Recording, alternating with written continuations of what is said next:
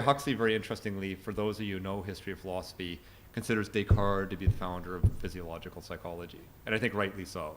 A very interesting point. And because Descartes basically held human beings are consciousness, but all other organisms, he held are basically just complicated machines that just kind of behave as they do because of the machinery. But the example with the frog, so Huxley basically, he kind of just extended the example. So he said, okay, the frog is moving its legs because of its nervous machinery. It cannot have consciousness if its brain is destroyed. And then he kind of noted, again, do you think the brain causes consciousness? If you think the brain causes consciousness, then typically we understand causes to come before effects, and then you're going to assumably hold that events in the brain precede your consciousness. So if I'm deliberating whether I'm going to do this on the floor to push that on the floor to demonstrate that I'm free, basically even the conscious deliberating was preceded by stuff going on in my brain. So this is Huxley's position. Huxley's position basically says consciousness is useless. It doesn't do anything. Shakespeare would have written all his sonnets without consciousness. I'd be here giving my lecture without consciousness. And again, if you believe the brain causes consciousness, this seems to naturally follow. Okay, and James's strategy to challenge Huxley is to try to show that consciousness has a use, because on Huxley's position, consciousness doesn't do anything. And so James tries to demonstrate the utility of consciousness first by talking about pain behavior. When you burn yourself, if your consciousness experience didn't have an impact, then when you burn yourself, why wouldn't it just be, oh, that feels really good, but I just can't do it again? Or if you ate food that made you vomit, you can say, oh, that tastes really good, but I just can't eat this for some reason.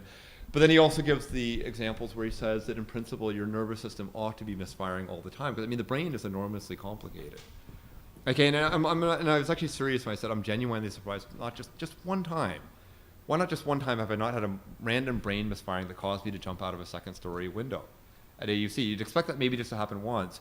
And James's answer, whether it's right or wrong, who knows? I really don't believe, I can't really defend the answer he gives according to contemporary science, but his answer is that the brain supplies an ordering stimuli, consciousness supplies an ordering stimuli for the brain, which allows the brain to behave in more ordered ways.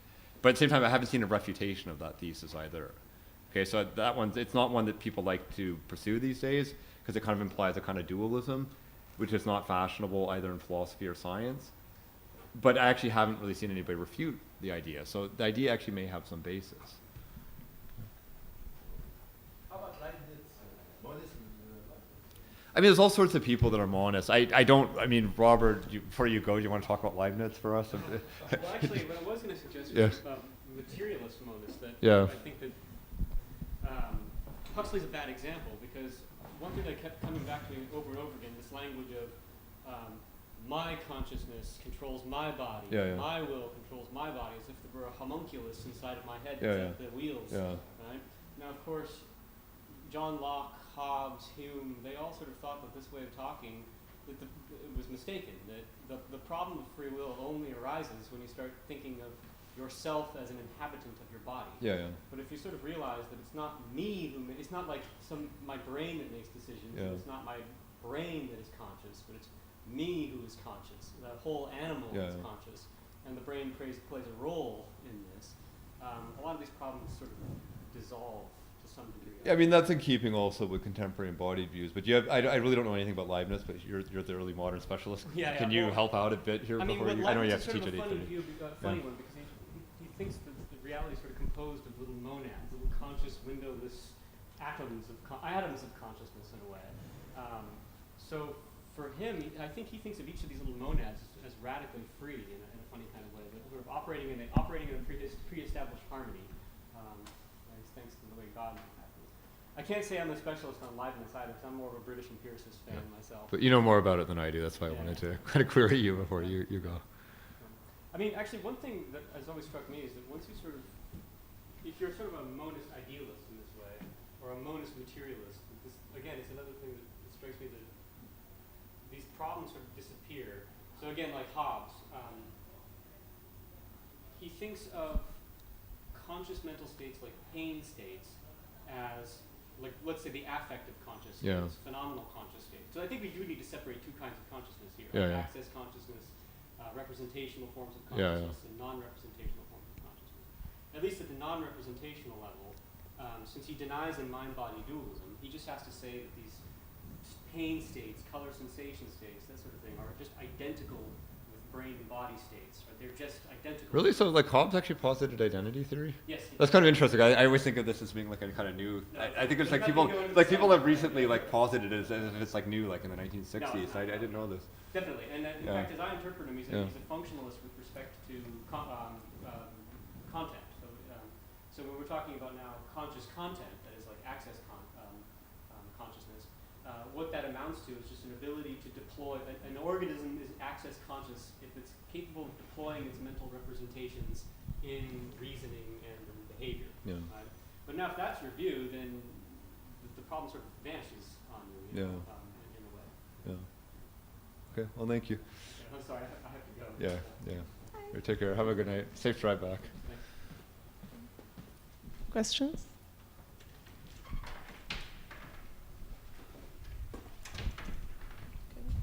It's easier. Thank you. Okay, so I have a question regarding the nervous system and complexity of it regarding consciousness. Sure. So we stated that as the complexity of a nervous system increases, the need for consciousness also increases. This is James's position. Yeah, not James necessarily in mine, general, but, specifically. So would this also go both ways? So would the decrease in complexity of a nervous system decrease the consciousness of that nervous system? For example, with the idea of lobotomies and so what, it can be argued that lobotomy patients, or some of them, had, basically no conscious left, if we can say.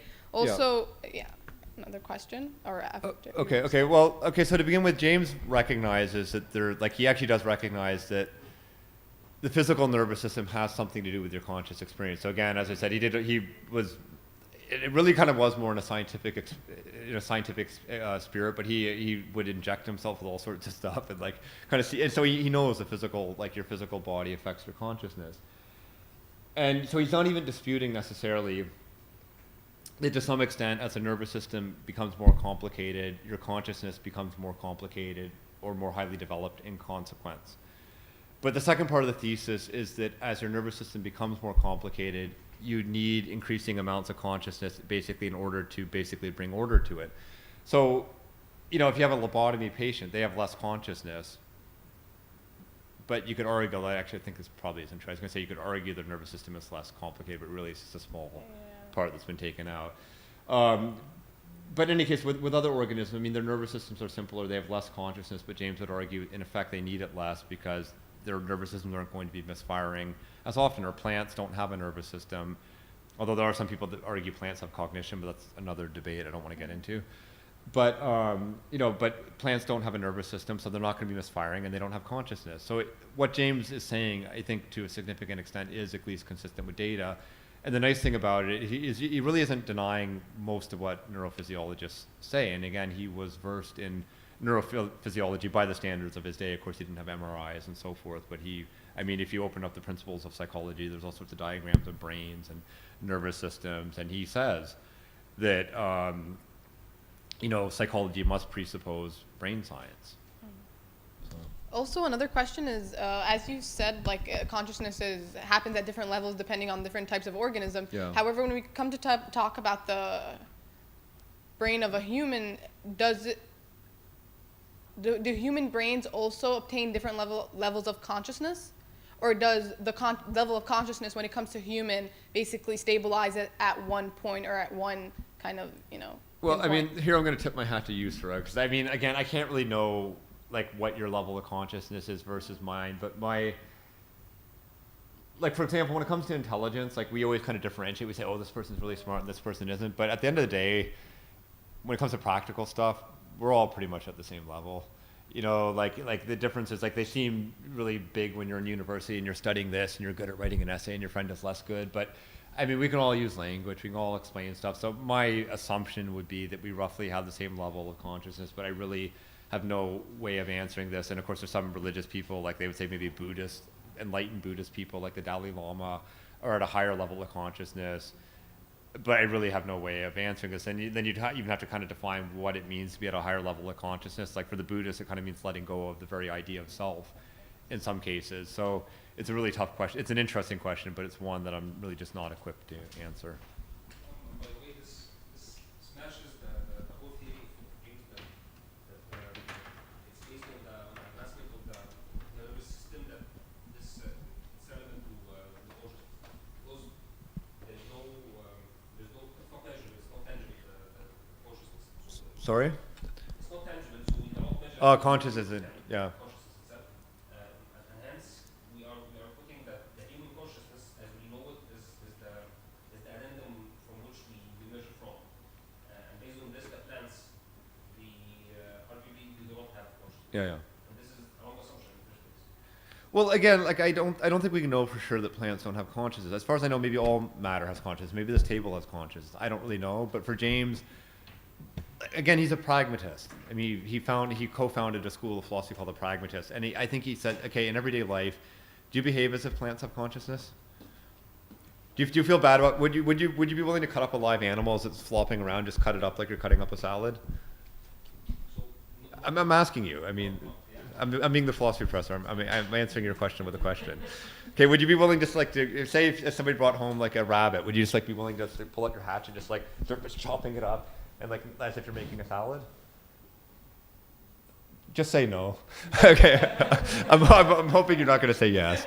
Okay. I hope he doesn't do that. But again, we cut up carrots. So again, James would say, okay, we overwhelmingly act as if some things have consciousness, and we act as if other things don't. For James, he says the strength of your belief is measured by your willingness to act. So the second part of your question is, can we quantify or measure consciousness? Well, no.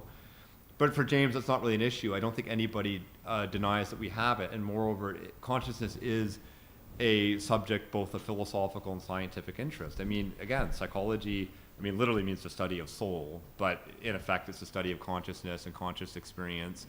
Neurophysiologists are interested in consciousness. We're interested. Again, trust me, if you were to have something that, for example, damaged your emotional capacities, I think you'd be interested in figuring out what's going on. And by the way, if your emotional capacities are damaged, so too are your reasoning. Motion and reasoning are very much interconnected, as it turns out. So again, we can't measure it, but James, he called himself a radical empiricist, so he is interested in things. He thinks, for example, you kind of need to be able to experience things for them to be of interest to you, but he doesn't necessarily hold that if you can't measure something in a standard scientific way that the thing isn't worth studying. So James even, he actually had a pragmatic defense of religious belief. He was actually active in the Psychical Society, which investigated like telepathic communication with the dead and all sorts of cool stuff.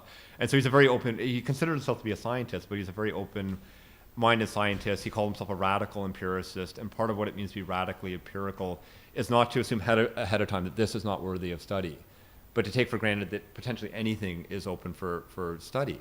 And hence, that's why he was a member of the Psychical Society. So again, you said like you can't really measure consciousness and define it, and it's true, but I don't think it removes it as something that's worthy of scientific interest, philosophical interest. And again, you can talk about it, and we have talked about it, James talked about it, and we can talk about it in all sorts of ways. Okay.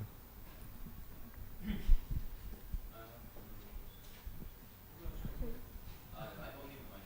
Okay. On the point of free will, Yeah.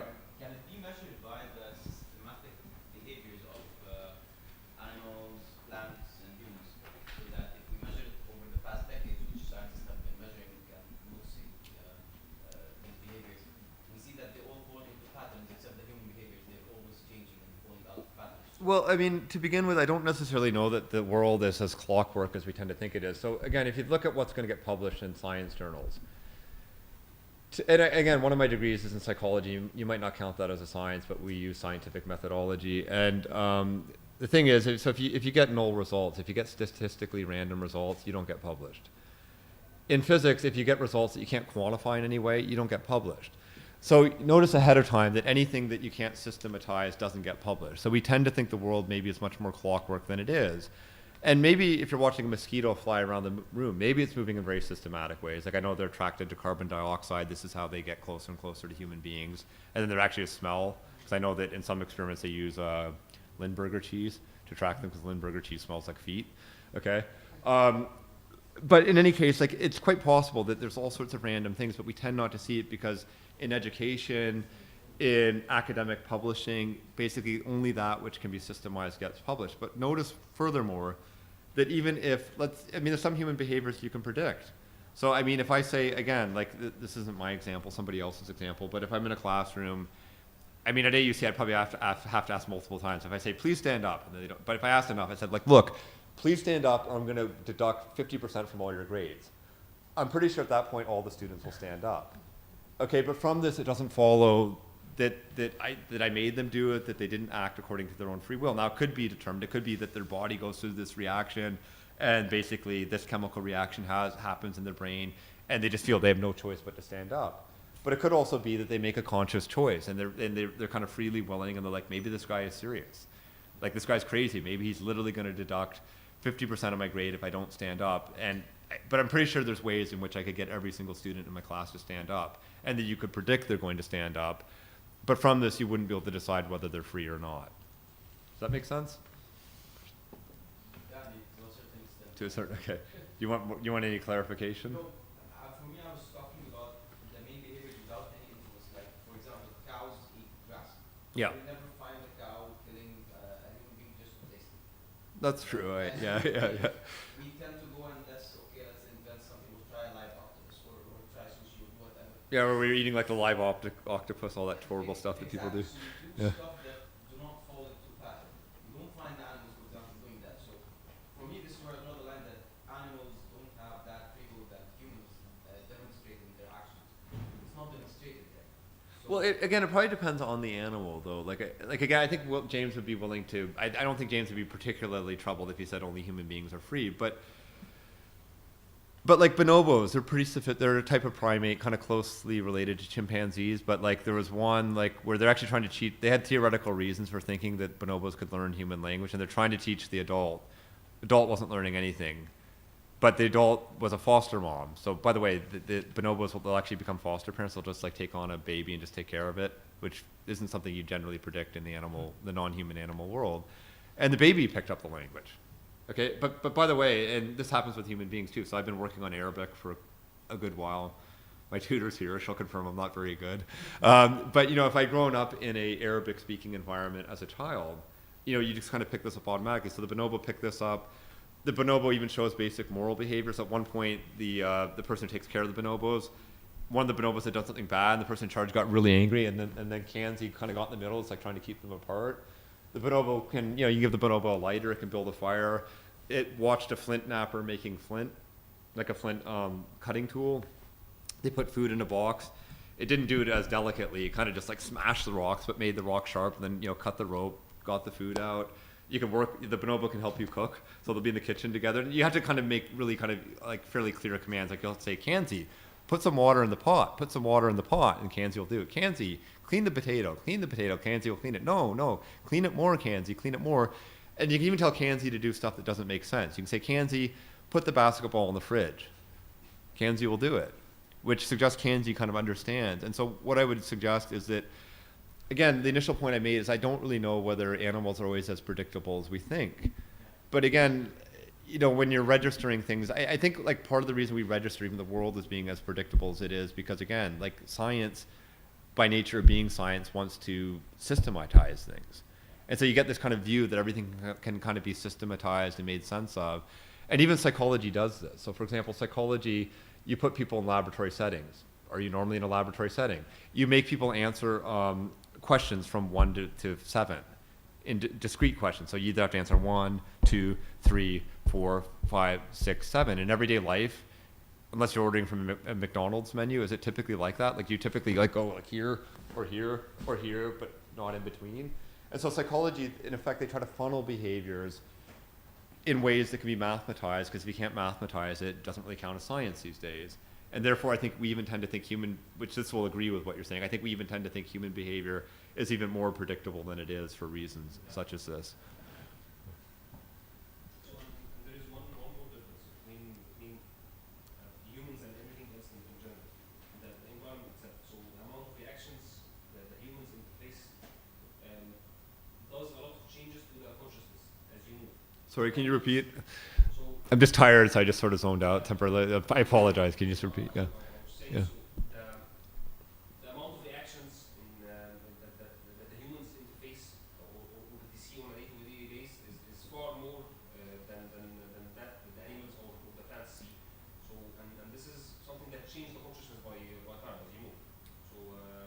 So you're saying you're talking about the movements that humans can do, like the physical move?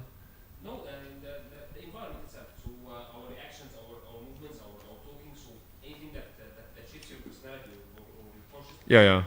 Those kind of things, animals they don't have this, or they have it on a less scale. Yeah, I think you can say on a less scale, but like so for example, people who don't like animal rights or kind of people who don't care about animal welfare, interestingly, they tend to actually hate Darwin. And one reason by the way, Darwin he probably even overstated the case. Like he talked about like ants playing like so many little dogs and stuff like this. Like he had a really high opinion of animals, which by the way didn't stop him from shooting them for specimens. But one idea, like, and even on the origin of the species it wasn't really that controversial when it came out. It even had actually positive reviews from Christian journals. All this crap where like Darwinism is somehow against religion. This is a kind of a more recent idea. When Darwin wrote the book, it really wasn't super controversial. But the work that he wrote that was very controversial was called The Descent of Man.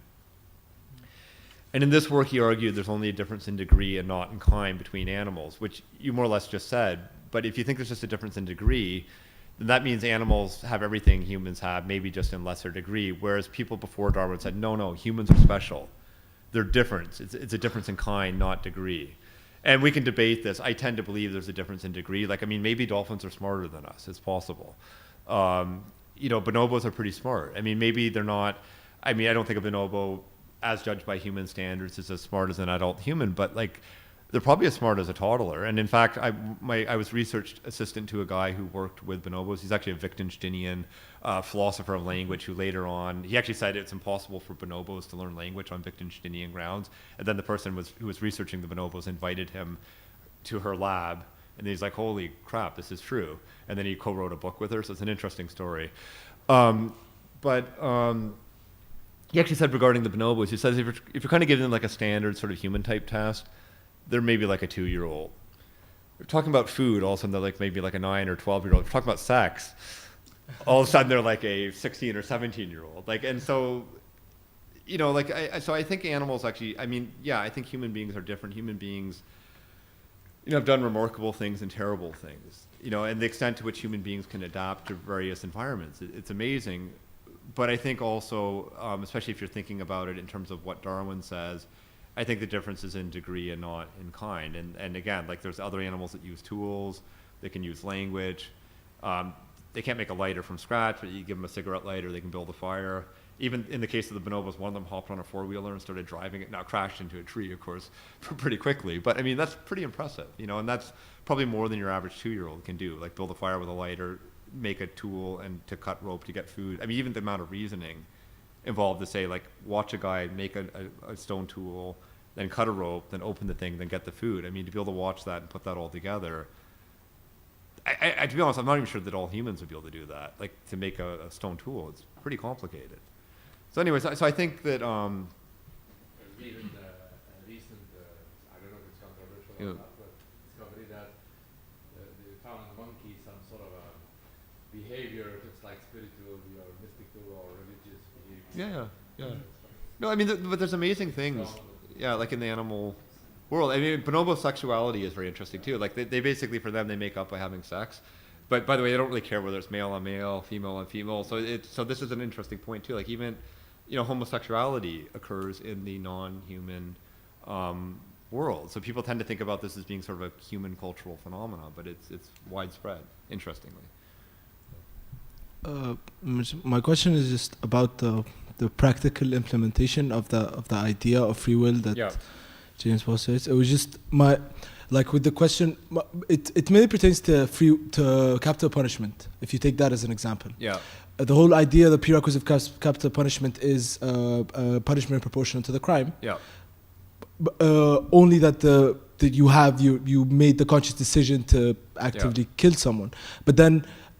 Recent neurological tests on serial killers have suggested that they kind of have a certain area in the frontal lobe that's dormant, which is the basis of empathy and remorse. I guess my question is, does that practically apply the idea that every part of the brain is responsible for a certain action or reaction to a certain stimulus, and that's well, again, like even the ideas about the brain, they're rapidly shifting. So, like in the 1980s and 90s, they had a very modular view of the brain. The brain is viewed as being less modular. But there's another example where there was a guy who was a pedophile, okay, and he had it, but turned out he had a brain tumor. And when they removed the brain tumor, the urges went away. Brain tumor came back, the urges returned. Okay, but from this, it's still hard to say whether he's free or not, because it's kind of like, like supposing that I have really like small hands or something. It's gonna be harder for me to do certain things, but it doesn't mean I can't do them. So the guy may have the urge, but it also may be that if he's strong enough, he can overcome them. But for reasons like this, there's a Christian philosopher named C.S. Lewis, also wrote the Narnia Tales, but he actually, I can't remember the exact example, but he said, in the eyes of God, a pedophile might be higher than somebody who donates millions of dollars, because maybe the pedophile just had really kind of tough stuff to deal with. But it still doesn't necessarily follow that the person is not free. When it comes to the issue of punishment, it's kind of interesting because some people say you should be able to be punished because you're free and therefore you're responsible and so forth. But then there's other people that say even if you're not free, you should still be punished, because they say if you're not free, it means you can learn. And so, for example, if my students are bad and I give them all Fs, they're going to learn from this, in principle, but probably not.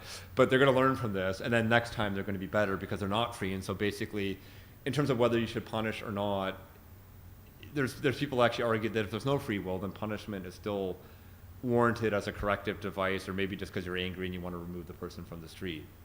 Okay, but I'm aware of some of the examples that you're talking about, and they're very interesting examples, but from them it doesn't necessarily follow that you're not free. It might just follow that you're still free, but it's a lot harder for you to do what we would conventionally consider the right thing to be.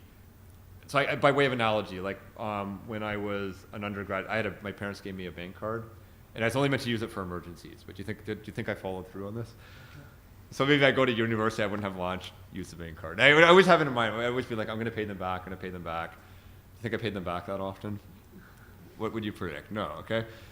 However, when I became a graduate student, all of a sudden I had money coming in, because I'd always worked. I'd worked from like age 9 onwards. But by the time I was in graduate school, I was working as a professional musician, music teacher, gymnastics coach, research assistant, and probably a few other things. And I had a big scholarship. Like one year I had like a $20,000 scholarship. So at that point, all of a sudden became better at paying my parents back. Do you think my level of free will changed between these two circumstances? Do you think when I had less money, I was less free? Or is it that when I had money, it was just easier to do the right thing? Do you see the point I'm making? And you can kind of make a similar argument about the brain. So maybe like in the same way that when I had more money, it was easy to be the good guy, and pay my parents back and donate money and be generous, than when I didn't have money. But you can make the same argument about the brain, but it doesn't follow that when I didn't have money, that like my free will prevented me from, it forced me to put the bank card into the machine and take out money and go buy lunch. It was harder not to do that because I didn't have money and I was hungry. But I could have just skipped lunch, or I could have borrowed the money and paid my parents back. But later on, when I had money, when I would borrow money, I actually would pay them back. Okay, so it could just be, the brain could be like this too. If you're kind of if you have a bad brain that doesn't allow you to empathize, it could be really, really hard to do the right thing. Okay, but it doesn't necessarily follow that you're not free. If I may. Sure.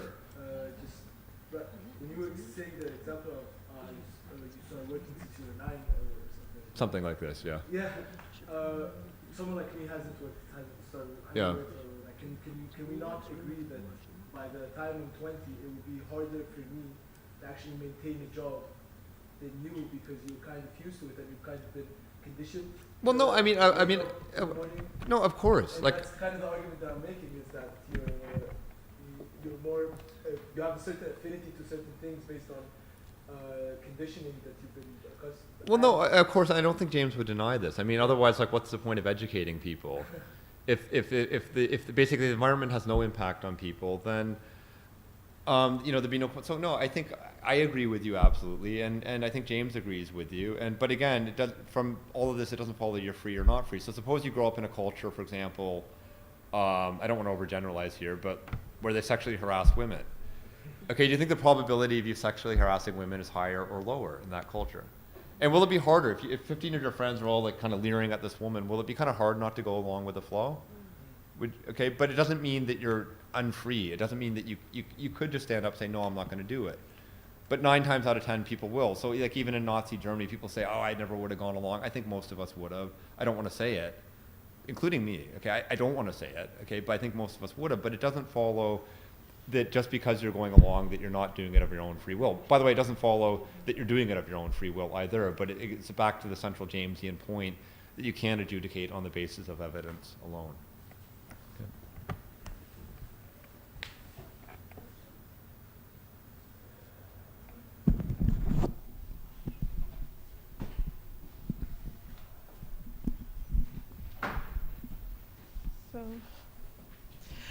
Next time is the last time in this workshop, so it would be 16 May on whether morality is socially constructed or natural. Then we have another workshop which is in Arabic, starting July 3rd, lasting until August 3rd. It will be given by postgrad students from the philosophy department. Please thank Professor Crippen with us. Last thing, we're doing, for the first time I'm saying it, we're doing a publication for this workshop. So we're publishing the lectures, we're publishing an introduction, and we're publishing a reflection paper section. The reflection paper is basically reflections from people who attended the workshops, who have responses or critiques or support for any lecture they attended. The reflections are supposed to be 1 page to 2 pages long. If the quality is good, they will be published along the publication of the lectures of the professors. You just need to send me an email. I send all of you emails. You just need to respond with an email saying that you're interested to join. The deadline would be July 15th for the submissions, and probably May 17th for saying that you're in. Thank you. Thank you.